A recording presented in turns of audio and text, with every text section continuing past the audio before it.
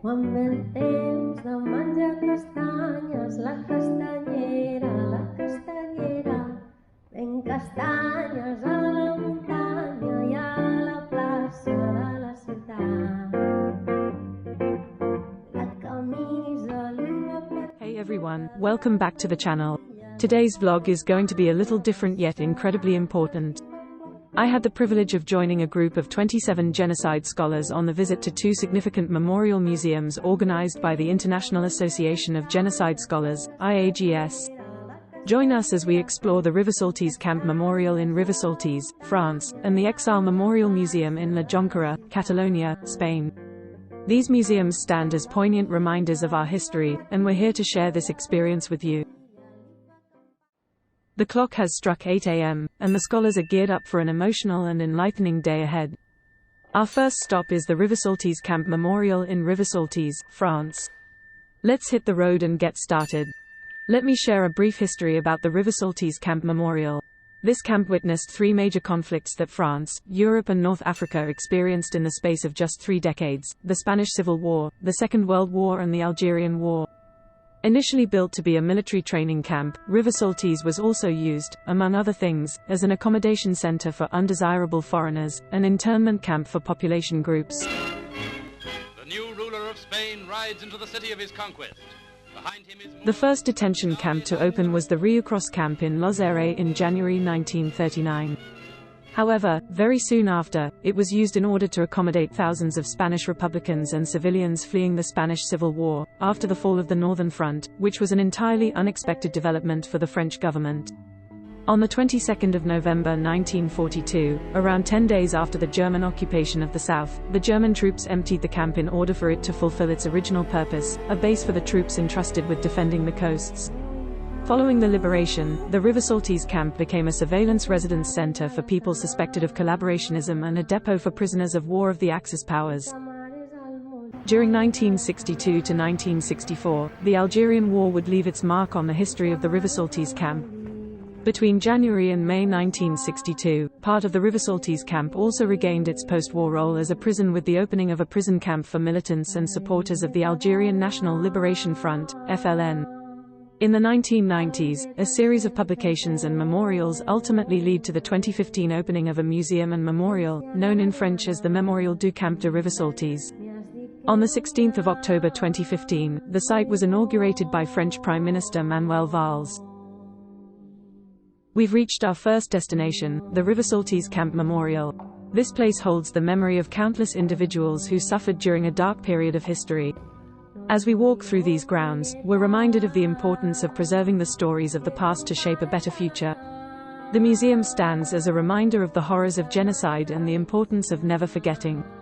The memorial, a 4,000 meters tall building designed by the architect Rudy Ricciotti, in partnership with the Pasalac and Roques architecture firm, comprises various spaces adapted to the range of activities it offers: video showings or talks in the auditorium, rooms for educational activities, a cafe and a bookstore.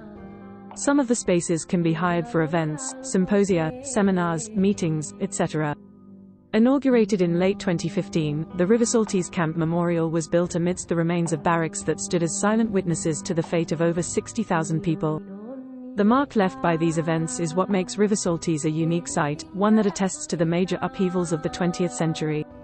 The Rivesaltes Camp Memorial aims to raise historical awareness through exhibitions, a scientific program, and educational and cultural initiatives, especially targeted at a young audience.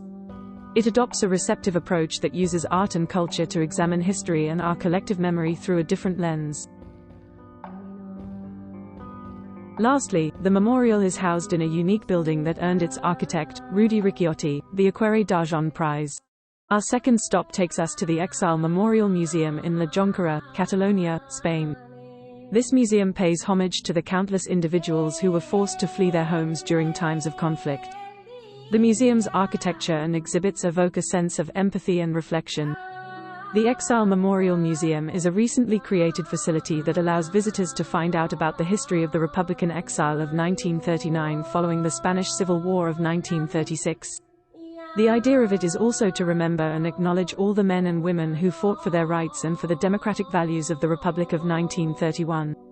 At the same time, although the Republican exile is central to the concept of this museum, it also contemplates exile as a universal phenomenon of great importance throughout the 20th century and even today. The Exile Memorial Museum is a project promoted by La Jonquera Town Council with the support of the European Union, the government of Catalonia and the Diputació de Girona. The final stage of the museum had the support of the government of Catalonia, which fostered the creation of the Exile Memorial Museum Consortium.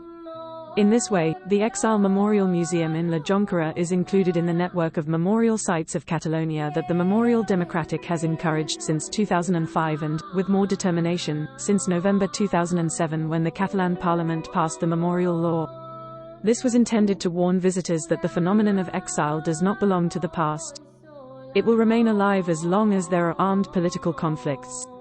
In this project, the coordination with the architect was quite complicated, generating great difficulties for the exposition discourse. Despite these differences, the project came to a satisfactory end. And sir, our day comes to an end. We've traveled through history, explored these memorial museums, and walked in the footsteps of those who endured unimaginable suffering. After visiting these museums, it's clear that they serve as powerful tools for education and remembrance. The experiences of the past must inform our actions today and shape a more compassionate future for all. As this is the conclusion of this documentary, I would want to thank IAGS for allowing me to be a part of this eye-opening journey. Remember, history should never be forgotten, and it's up to us to ensure that the lessons learned from these memorial museums are passed on to future generations. Thank you for joining us on this profoundly moving journey. Remember, it's up to all of us to keep the memories alive and ensure that humanity's darkest moments are never forgotten. Until next time, let's strive for a world of understanding and compassion.